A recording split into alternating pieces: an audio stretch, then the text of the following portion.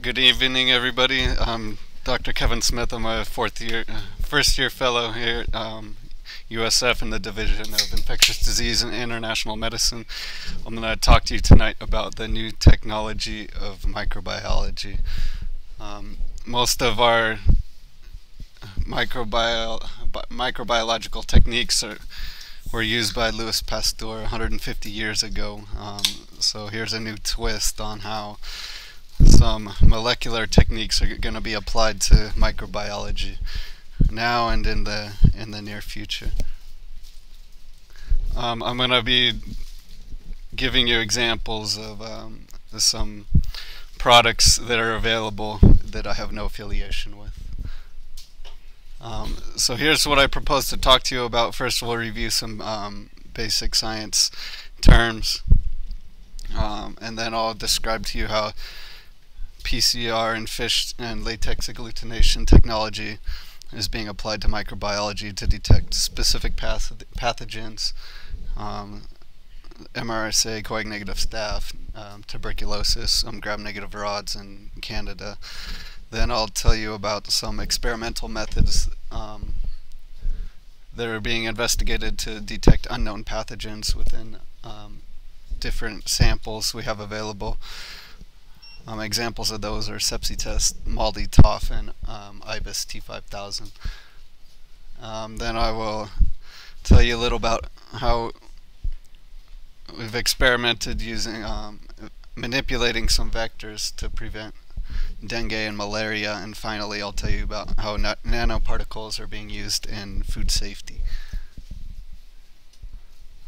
So PCR was developed in the 1980s by Carey Mullis, somewhat controversial figure in science. He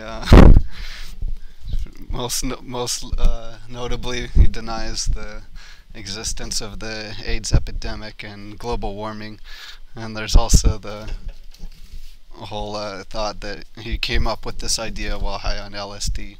So a lot of the science community didn't appreciate that. Also called nucleic acid amplification test, and the basic idea, it's going to amplify small fragments of DNA for analysis. So you start with a double-stranded nucleic acid mixture, you denature it with heat, and then you add a single-stranded primer and then a heat-stable polymerase to amplify the region, and that process is repeated so you eventually have multiple amplicons. Here we go. And then there's also this idea of real-time PCR, which is the same process. However, towards the end you add a fluorescent probe specific for the sequence you're looking for. And that'll tell you whether or not that sequence is has been amplified, and you can also quantify it. Then there's this idea of reverse transcription PCR, or RT-PCR. This is when you start out with an RNA nucleic acid, and you first use reverse transcriptase to make a combination product DNA RNA, and then degrade your RNA and then polymerize your DNA. Same steps as prior. So that RNA actually turns out being very important. There's highly conserved region of RNA that can be used to identify microbes down to the species level, and that's the 16S RNA. It's part of the small subunit of bacterial ribosomes. So they end up having a highly conserved region followed by a highly variable region. So if you have a primer to the conserved region and amplify the variable region that's specific for certain bacteria. So in theory, all you need to know is the right primer region, and you can amplify the variable region to to determine what bacteria is out there. Yes. So in this example, the in-gene qPCR, you would have to get one of these catalog number primers. And if you were looking for adenovirus type C, you would have to have a path AdVC. You couldn't do it with any others. Correct? That is my understanding, yes. So, okay, so now I'll tell you about how PCR is being used to detect specific pathogens and give you some of the data that's out there for it. These are a couple of the systems that are out there, real-time PCR systems. A couple from the States and one European. And these are all amplify specific targets to identify bacteria, and they all amplify different targets. So basically what happens, you have a positive blood culture, and then you take a sample of that blood culture and run PCR for these specific genes. There's a FEMA gene that's specific for Staph aureus, a FEMA gene that's specific for Staph epidermidis. Some other targets are this nuke gene. The MECA gene can be amplified to determine vancomycin resistance. Of course, that determines penicillin 2B2A, which is resistance to oxacillin. So the idea, if you're FEMA positive and MECA positive, MECA is your oxacillin resistance or methicillin resistance, and FEMA is specific for Staph aureus. So both those being positive, you're going to have MRSA, and common sense will tell you the rest of them. So this might be an example of what a report you might get. This is an example from the light cycler system that amplifies regions of FEMA and MECA, so you can differentiate between methicillin resistant and methicillin sensitive Staph aureus and coag-negative staph. And this tells you how accurate these tests are. The first column here is a PCR, and this is the Roche system, the light cycler system. Very good for Staph aureus. Laboratory confirmed 62 cases. The PCR system's got it right every time. Lugdunensis, another one we worried about. They all identified that very well as well. So this technology will likely be something we'll deal with a lot in the future, and once we have a positive blood culture, 2 hours later we can know if it's MRSA or not, so that can have impact on our antimicrobial stewardship. Very sensitive, very specific, potential for cost saving and decreased morbidity and mortality. It is expensive at this point. It does not rule out mixed cultures. And will it be evidence enough to change therapy is the question. An article, I don't know if New England Journal or CID, I can't remember, about 2 or 3 months ago, Debbie Goff in Ohio State used this, I think it's this technology, to show savings in antimicrobial stewardship. The problem you're going to have is what the cons are here. It costs money, you have to have infrastructure, and mixed cultures are going to be a problem. This is assuming pure cultures. You have to get sterile sites. With the blood, you would think would be the right thing. Yep. But it's great if you know 2 hours later rather than 2 days later what you have. Okay, so the PCR technology has also been applied to the identification of Mycobacterium tuberculosis, and even whether or not it's rifampin resistant or not. This system was developed by Cepheid in California. So classic technique now, of course, is sputum.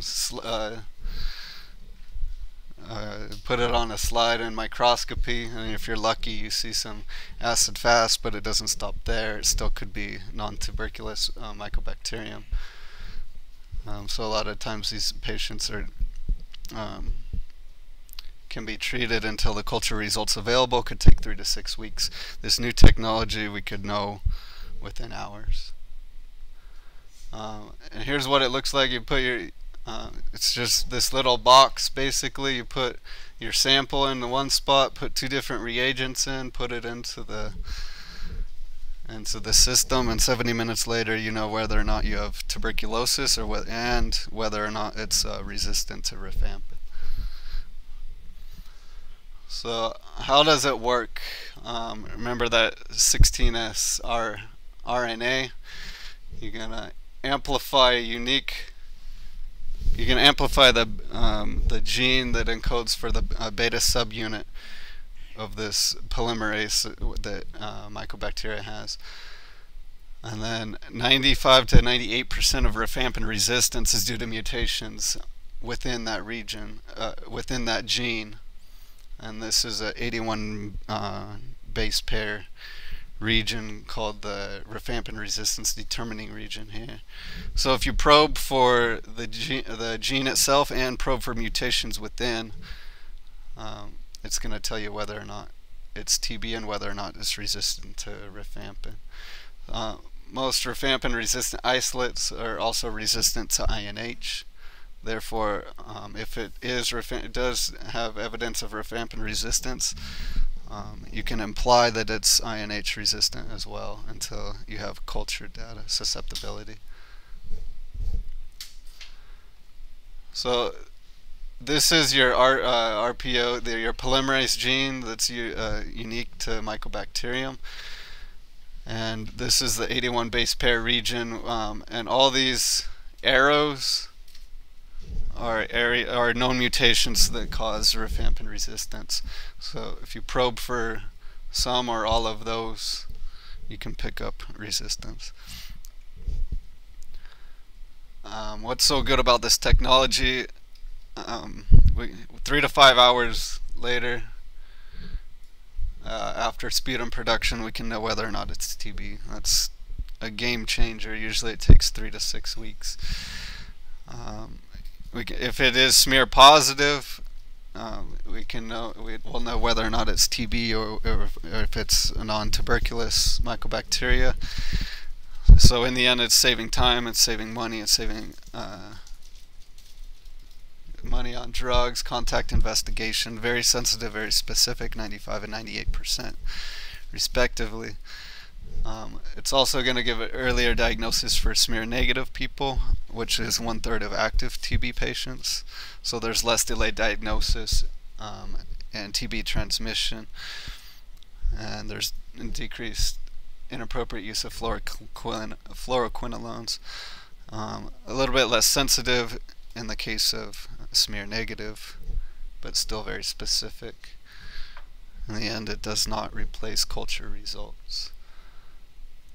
When should we be using this technology? You're not supposed to use it if they've been on anti-TB meds for more than 7 days, or if they've ever been on in the last 12 months. It is not a test of cure because you can detect nucleic acids in the sputum long after treatment is completed. And they recommend not using if you have low suspicion for tuberculosis, because the positive predictive value is less than 50%.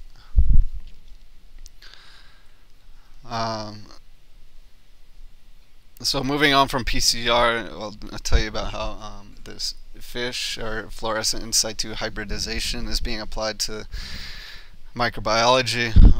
There's some media out there currently that can detect between different Enterobacter, gram-negative rod species, and Candida species, Enterococci, and Staph species.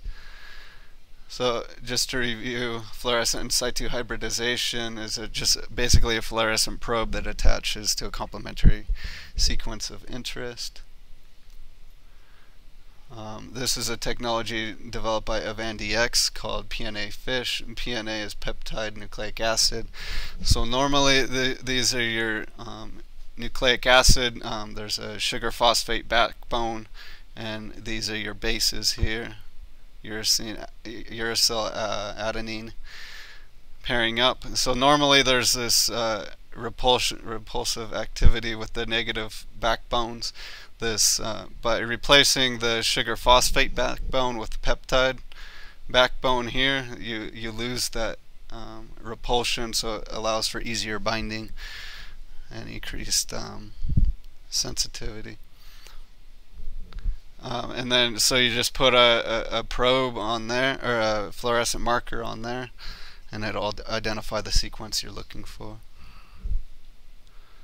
So here it is, looking at gram-negative rods. Again, with this technology, you do it after you have a positive blood culture and gram stain, and then you apply these probes to a portion of the blood culture. E. coli will turn up green, Klebsiella yellow, Pseudomonas red. Here's some data from 2009 clinical microbiology, looking at the sensitivity and specificity. Pseudomonas 100%. There is a probe also for Acinetobacter, but it's not FDA approved, but also very sensitive, very specific. Here it is with a positive yeast culture. Probes for albicans or parapsilosis, tropicalis or glabrata and or cruzii, showing different colors. The data down here below was tested at 5 different laboratories, and this was a combination of products used, and very sensitive, very specific, good positive predictive value and negative predictive value. Very good numbers for yeast in this study. Also, they make probes for gram-positive cocci to determine between Staph aureus and coag-negative staph. This will not tell you whether give you methicillin resistance or not, but again, very sensitive, very specific, with a number of 301. Same technology again for gram-positive cocci in pairs and chains. So you suspect enterococci, you can probe for enterofaecalis or other enterococci. So these yes. will give you a diagnosis of the organs, but won't give you any susceptibility. Correct. But they say this one, so Faecium has more vanco resistance, so by default, correct. And I guess we could still do a VAN-A PCR and treat empirically. A little bit less sensitive with this probe, still pretty good specificity. Latex agglutination has been around for a while. It's applied to microbiology now as well. There's latex agglutination tests for identification of staph, both MRSA and methicillin sensitive staph. And just to review the technology, you have a latex bead with antibodies around, and these antibodies are specific for certain proteins on the bacteria. Usually going to be staph protein A with these tests. So there's up to a 4th generation test at this point. They call it Staph Plus, out of a company from France. Here's a study where they tested between all the different generations. All of them had good sensitivity, specificity. Look, good numbers here, 793. The 4th generation test was significantly better for identification of MRSA compared to one of the 3rd generation tests anyways. So now I'll tell you about some experimental methods being used to detect unknown pathogens. The sepsis test, this MALDI-TOF MS technology, I'll explain more in Ibis T5000. So this sepsis test is a test developed in Germany. Basically, you can have any sample, blood, body fluid, tissue. Their technology removes human DNA from the sample through a series of washes. It's all automated. And then they run reverse transcriptase PCR for this, again, of the 16S rRNA sample, and amplify the product that way. They claim to be able to identify more than 345 bacteria and fungi. It's not biased by antibiotics. The results are going to be within 4 hours. It can even identify blood culture negative pathogens. The cost, I saw one place $217 for duplicate analysis of a single specimen. Here's some data looking at this test. Prospective multi-center study in Germany, 342 blood samples from 187 patients with systemic inflammatory response syndrome, sepsis, or neutropenic fever. So final microdiagnosis and PCR diagnosis showed a concordance 86%.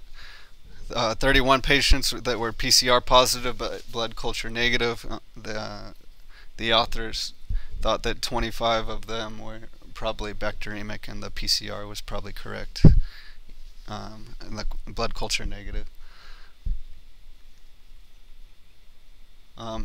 This is another technology that being applied to the field of microbiology. This MALDI-TOF MS, it stands for Matrix Assisted Laser Desorption Ionization Time of Flight Mass Spectroscopy. It's a mouthful. Originated in Germany, University of Münster, Franz Hillenkapp and Dr. Karras in the mid-80s. Had multiple uses, but now being applied to microbiology to identify bacteria down to the species level, and can even identify the presence of virulence factors or not.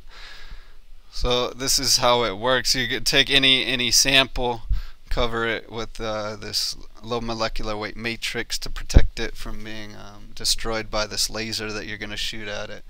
You shoot this pulsed nitrogen laser, and that's going to ionize the sample, and then your ionized particles are going to accelerate towards a detector, and that time is measured.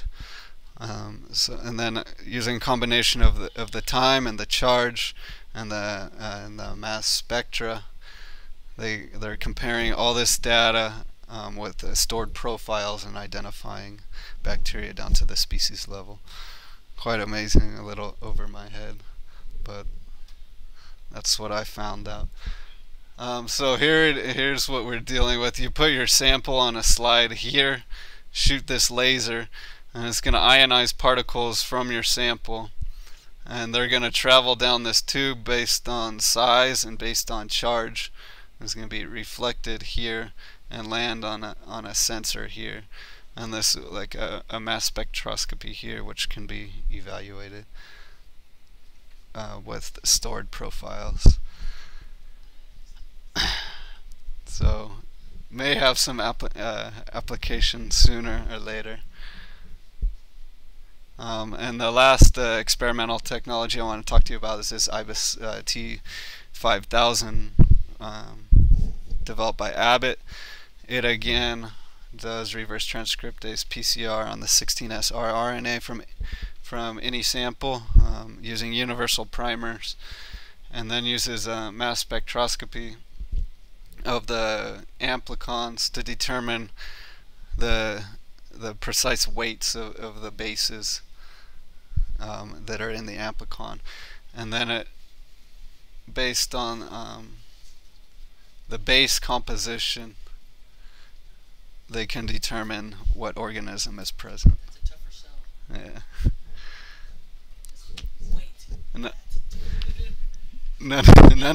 None of these technologies are licensed for diagnostic use. So here's what this technology is doing, again, conserved region, variable region, amplifying it, and then using mass spectroscopy and computer analysis to give you potential pathogens. So the good thing about this one, you take a sample. This was a sample from a cystic fibrosis patient that are highly colonized with lots of different species of bacteria. Using this technology, they were able to determine 6 different bacteria that were in the sputum. The problem's gonna be determining which is the real pathogen, I think, with this technology. Moving on, I'll tell you a little about vector manipulation. It's been used in dengue and Aedes aegypti mosquitoes. Remember, it's a flavivirus serotypes 1 through 4 transmitted by females Aedes aegypti mosquitoes that bite during the day. Aedes can be identified by the white markings on the legs and the arms, roughly found between 35 degrees north, 35 degrees south. No vaccine available yet, although it's in development. And so far, our only prevention at this point is primary prevention, avoidance of vectors, vector control with insecticides and habitat elimination, mosquito repellents, bed netting, and protective clothing.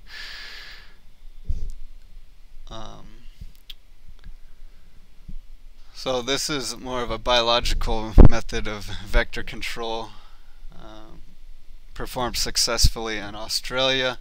Wolbachia, or bacteria that infect arthropods, it's naturally occurring in 60% of insect species. It's maternally inherited through female eggs, but not sperm. If insects that are infected with this Wolbachia bacteria have a reduced lifespan, cut in half in this study. It also protects against RNA viruses infecting the insects by competing for fatty acids needed for viral replication. So at the University of Queensland, they successfully infected Aedes aegypti with this Wolbachia species, which will hopefully prevent transmission. This is another technology used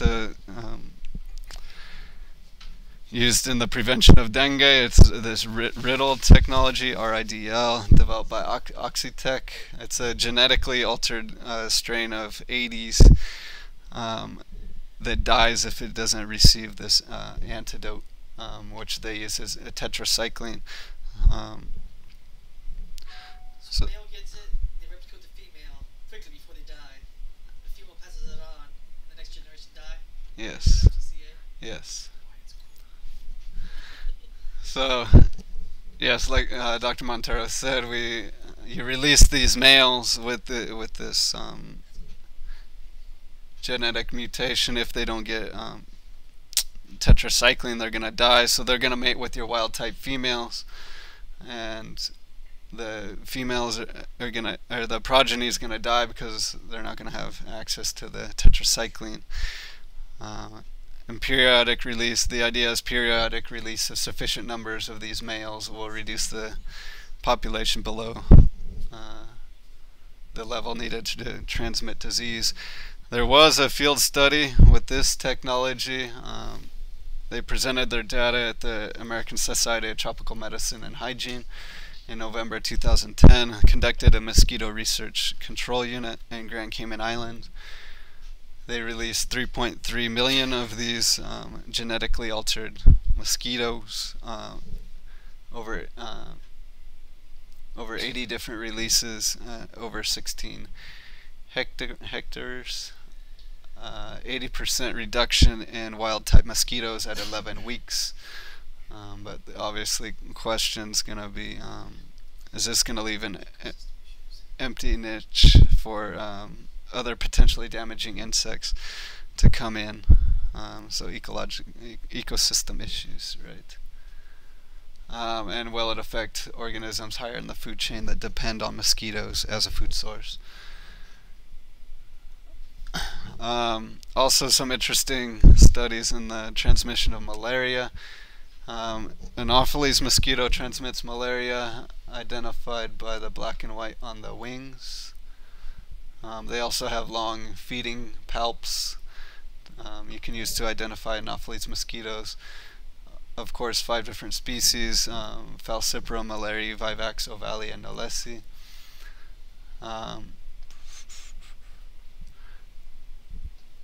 Many different Anopheles species can transmit malaria, but only 30 to 40 do commonly. The main transmitter in Africa is Gambier, and then the main transmitter or vector is Stephensi in the Middle East and Southeast Asia. This was a study they chose, the mosquito they chose to study. I'll tell you about coming up, because they rarely live beyond 2 weeks in the wild. So if you think about the life cycle of the parasite in the mosquito midgut, and by the time it travels to the salivary glands, it's 10 to 14 days. So only the oldest mosquitoes can transmit disease. So there's University of Arizona and California have teamed up, and they've genetically modified this species of Anopheles to overexpress the signaling protein AKT that's in the mosquito midgut. This protein accelerates aging and disrupts parasite development. So these transgenic mosquitoes end up having a reduced lifespan by 18 to 20%.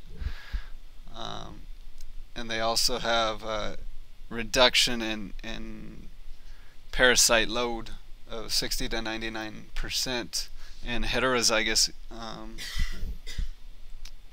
modified mosquitoes.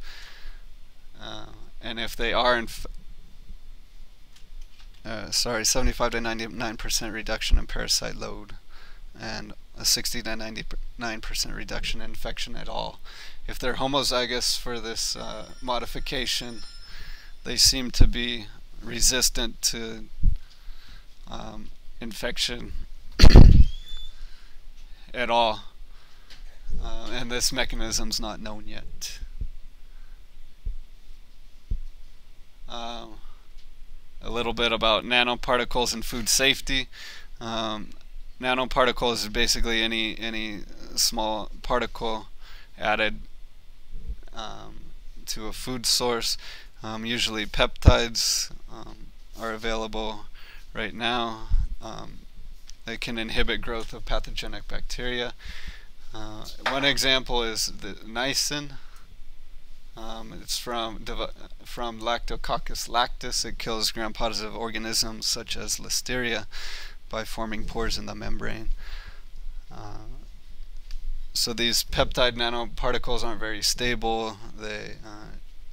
Their levels deplete pretty quickly. So now they're looking at modified carbohydrate-based nanoparticles, specifically phytoglycogen, that are more stable to carry this niacin, so it hangs around longer to prevent food contamination. So here's some data. You see the free niacin or peptide nanoparticle is gone before a week, but the addition of a carbohydrate-based nanoparticle to this niacin, you can get almost 3 weeks of protection. So maybe some good implications for food safety in the future. In summary, some of these molecular technologies have and will be able to be applied to microbiology for rapid identification of specific microbes. Rapid identification of TB and rifampin resistance has the potential to save lives and money. And these experimental tests I told you about are being evaluated for clinical use. Novel methods of vector manipulation may impact morbidity and mortality worldwide, and increasing use of molecular technology will change microbiology as we know it. Here's lots of sources. Thank you very much.